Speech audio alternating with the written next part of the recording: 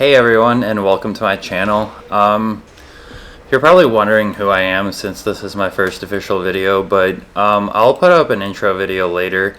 But for now, I kind of just want to get a test video out and see how everything runs and see how well it works. And I want to try my hand at this whole YouTube thing just because certain life events have conspired, and I think, I don't know, it's something I've wanted to try for a while, and I've always been a gamer my whole life, and I think maybe I could be good at it, so whatever, here it goes. And I wanted to start off with World of Tanks because this is one of, my favorite games. I play it a lot, and I want to talk and show you a game and talk a little bit about the Patton, the M46 Patton, the American Tier 9, one of the American Tier 9 medium tanks, and just a few tips, I guess not really tips, but like how I like to play this tank. And I'm not the best player in the world, but I'm getting better. I have around 650 WN8 rating and something like 2200 recent, I think, or something like that. So like I'm not great, but I'm getting better. Here it is. So that's it, 16,000 battles, whatever. So yeah, I feel like I've been playing the game long enough to have at least some good tips for maybe newer players, or maybe just hopefully something that you guys will find entertaining. So anyway, here it goes. And I like to play tanks that a lot of people don't really like. I don't know, I just like playing kind of different tanks and trying to like come up with a unique sort of play style that not a lot of people do, and sometimes it works, sometimes it doesn't, but I just like to have fun with the game and play it that way. And I've been having a lot of fun with the Patton Lille. I did not think I would like this tank very much at all, and just from, what people talk about it, and people seem to really hate this tank for a while. Like, it was good for a while early on in the game, I think. I don't know, I'm not sure if I played the game back then, or had it anyways, but people started hating it and calling it like the worst tier 9 medium for a while. And now that I've been playing, especially after this absolutely gorgeous HD remodel, I mean, I have to give Wargaming a thumbs up for that. They even have the little like cast mark, I guess that's like a serial number on the side of it. But I mean, doesn't that look cool? I think it looks pretty cool. Anyways, so I feel the reason a lot of people hate the Patton is because it's a pretty big transition, in my opinion, from the Pershing. If I can find the damn thing, here it is. Yeah, so here's the Pershing, and this is kind of a slower tank. It's a bit more sluggish, but for its tier, it has a lot more armor. It has about the same hull armor. I think it's actually the same hull even. I don't know. Is it? Well, whatever. Anyways, but it has, more importantly, really good turret armor, and it has this massive gun mantlet that just eats up shells like nobody's business. And the M46 Patton doesn't have that. It has this dinky little, where is it? Here it is. It has this dinky little gun mantlet, and to be fair, I have blocked Object 704 shells on this with this occasionally, but you can't really rely on the turret all that well. I mean, you're gonna get like auto bounces, I think, off some of these sides, and I've gotten auto bounces off this little like sloped area up here, but it's kind of tricky, and I think the turret itself like acts as a shot trap if you get it in here. But the hull isn't great, but I mean, it's not, I guess, terrible if you're going up against like light tanks and stuff like that. And 76 millimeters on the side with these fat ass American tracks, that a lot of these American tanks have these fat ass tracks that cover up the whole side of the tank, and that's an additional 20 millimeters of spaced armor. And I don't know if these little side skirts add anything. Maybe they do. I should probably check it in like Tank Inspector, but I'm lazy. Anyways, you don't really want to get shot in this thing, but it'll troll enemies at times. Like it can surprise you, and I'll show you a game that's like that. But the way I like to play this tank, and the way I like to set up a lot of here, let's do this. My kind of NATO-y like hull down medium tanks, and like any just like NATO tanks, is sort of as a spotter. And I have my Centurion set up the same way. Sort of, it's like a secondary function is a spotter, because this has plenty of damage, but it has plenty of view range as well. And the thing that a lot of tanks have, a lot of the Russian, Chinese, kind of, I think French, especially French, because French crew members double up ridiculous amounts on stuff. But like, for example, here I'll show you the IS-8. This can't really be the best spotter because it doesn't really have good view range anyway, but the problem is, what am I doing? Anyways, what I'm trying to say is, a lot of times the commander or the loader or someone else will double up as the radio man. See, it's the commander in this case. And that means it's gonna be kind of inefficient to take up a crew skill slot on something like situational awareness or recon when you can get a better skill. But what I found was it's fairly easy up until like maybe your third skill to get somewhere halfway up, because the way the skill tree increase works is like it gets exponentially harder the higher up you get in the skill each time. So it's fairly easy to get up to like halfways there. And if you have a radio operator and a commander separate, you can train recon on the commander, and I don't actually have it on this one, but I have it on the Centurion. I guess this is actually a good example. And then you can train your loader or radio operator or whatever with situational awareness, and you can get up to pretty ridiculous view range. Like, look at this. I don't even have like a Brothers in Arms ventilation kind of build, and I just have the basic coated optics and stuff like this, and it's already effectively 474 meters view range. And if I really want, I can slap in some of this food item stuff. Come on. I don't know why I did that. It's not like I'm actually going to run it like that. And it'll bump it up. You can get both of these tanks up to like 520 meters view range. And the Patton doesn't have the worst camo rating in the world either. It has like 10.96 stock camo value, which with paint and a full camo crew, you can double just about. And so that's 20% off the view range of anyone that's spotting you. So say they have 400 meters of view range. You just drop their view range down to 320 meters. That's how far they're going to need to be to spot you. And so, I mean, stack that with your monstrous view range, and this tank is not that bad as kind of an active, aggressive spotter, in my opinion. And it's fairly mobile. It's pretty big, so it's not a super hard target to hit. But I mean, it's fairly mobile. It's got a good reverse speed, especially downhill. A lot of the Russian tanks just cap out at like 20. This will do like 35, I think, downhill and reverse, which I think is a pretty good strategy when you need to just like GTFO. But yeah, I've had a lot of fun with this tank, especially after the rebalance. I don't know if I said that. They made the gun more accurate, and they upped the DPM slightly, so it's a really fun tank to play now. And I'm going to show you a video. Okay, let's go to the video. Oh yeah, and the point I was trying to make with the armor is, before I got sidetracked, is that the 76 millimeters of armor on the side isn't that much worse than the T-54, which everyone is claiming to be this like god armored tank. And obviously the front upper plate and probably even the lower plate is not nearly as good on the Patton or as sloped.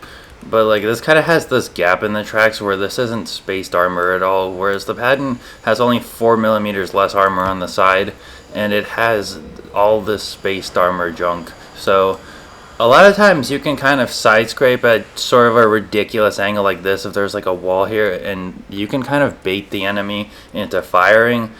I don't know if other people do it. I call it track scraping. I just came up with that on the spot. But if you have a really good, and it doesn't really always work in this tank, and I don't have this tank set up this way, but I do have the T-54 set up this way.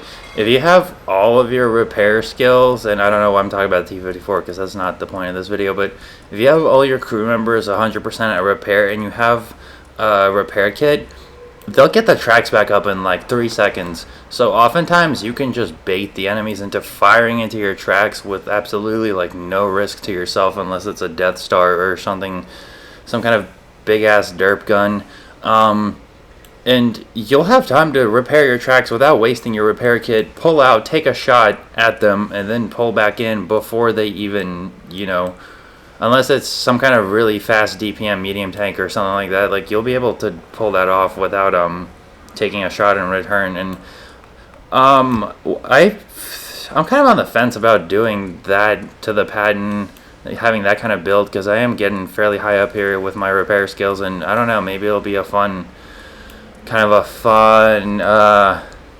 play style with this tank. I don't know.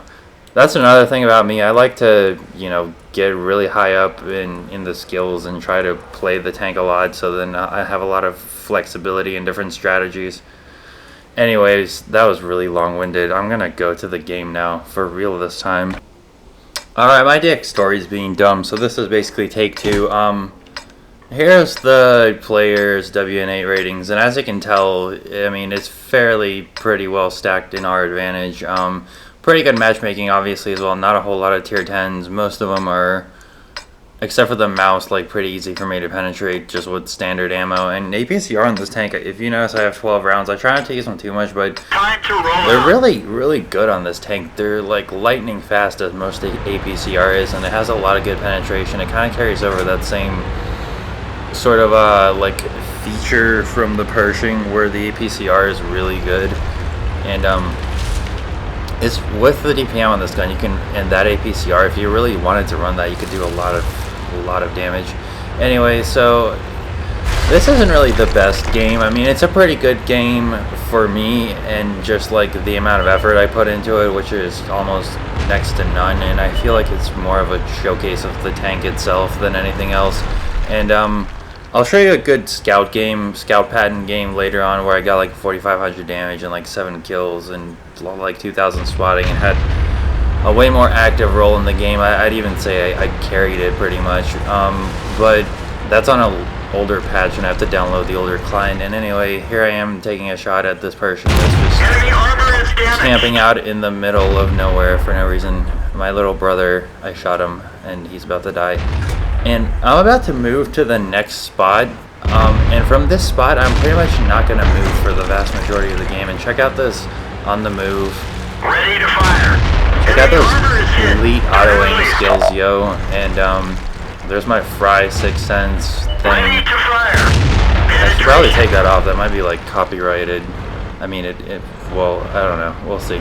Anyway, so this spot to the right of the building here, I think it's actually a pretty good spot, because you get a decent amount of cover from artillery, and at the same time you get a decent amount of like spotting distance, depending on, obviously how you move around it and stuff. And it's a pretty good place where you can just sort of peekaboo and take a shot and pop back in. And if you're wondering what those dings are, I don't know if there was a ding yet. You'll hear it in a little bit, and I'm aiming for that ISU. Enemy armor is damaged. Yeah, if you see in the corner, on the bottom right corner, there's the ding, and on the above the map, I have a mod that does that same intuition ding every time you get spotting damage, and it tells you, what you're doing. So I'm just sitting here camping and taking shots and not doing a whole lot of anything, and obviously our team's just like wiping the floor with these guys, and it's not really all that impressive. I'm not doing like a whole lot, but I end up getting like 2,000 spotting damage in this game, and as you can see, I haven't taken a single... That one didn't go through. I don't know why that bound. Well, I mean, it's the upper plate, I guess, but I haven't taken a single point of damage in this game yet, and I mean, I'm getting a lot of spotting damage and a decent amount of actual direct damage as well. And for a lot of times, for me, as not the best player, like I said, I have like 600 or 1,650 WN8 rating, and I think the recent WN8 is like 2,200. A lot of times I'll try to play kind of efficient games where if I'm doing a decent amount of damage and we win, and I don't take a lot of damage in return, and I make a decent amount of money, like, I'm happy. I'd rather have a lot of games like that. Well, I don't know. What do you guys think? Would you rather have a lot of kind of like clean little games, or just go through all the bad games? I don't know. Maybe some of you don't have bad games. Maybe I just suck. Anyways, whatever. So, like, this isn't, the best game I've ever played, by all means. I'll put up some pretty good games once I get the older things installed. But my point is, I'm still pretty happy with a game like this. Like it's efficient, it's fast. You know, I'm doing something, but it's not like a very dire situation. I'm getting a lot of damage. I'm getting a lot of spotting damage, assist damage, and you know. Target acquired. Target unlocked. And that was so stupid. I just Didn't even scrub derped enough. with the auto aim there, and I just wasted a perfectly good shot, and now I'm not gonna get a full damage hit. Enemy vehicle destroyed. And we almost win this 15-0, which is kind of funny. And check this out.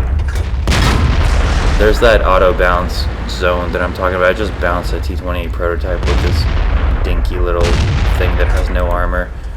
And say bye-bye to that Object 704. And so yeah, like I didn't do a whole lot that game, and I'll show you the stats later on. I'm gonna pause this. And like, so that was a pretty fun game for me, and I have a lot of games like this that are pretty decent, and I have a few good ones too. I'm gonna showcase a really good one. I got a Radley Walters and a box tank, which was pretty cool. But yeah, I don't know. Tell me what you think. I can probably put a lot of games like this up. I have a lot of material like this. I've been meaning to do this for a while, and it's kind of just been piling up. Anyways,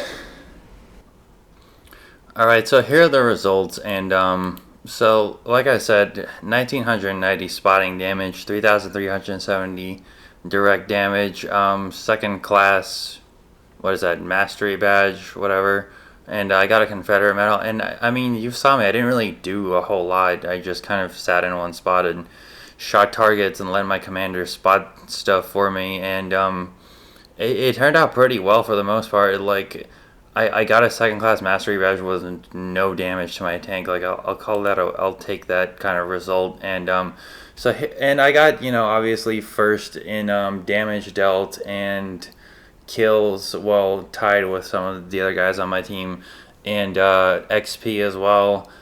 And I mean, like I said, I wasn't doing a whole lot, but because I was spotting, it helped my team out, at least on that flank, and so it did pretty well. And I feel like the Patton does well in that kind of role. It's kind of like a command tank almost. Like it spots targets, and then is this thing okay? Good. I thought my recorder thing wasn't running, and it spots targets, and then you just sort of sit back and do your own damage and rack up the spotting damage and help your team out. And I think that can translate to carry potential in the hands of a really good player, especially with this DPM on this tank. It's really good. I forgot what it is, but I know it's pretty good, especially now after the patch.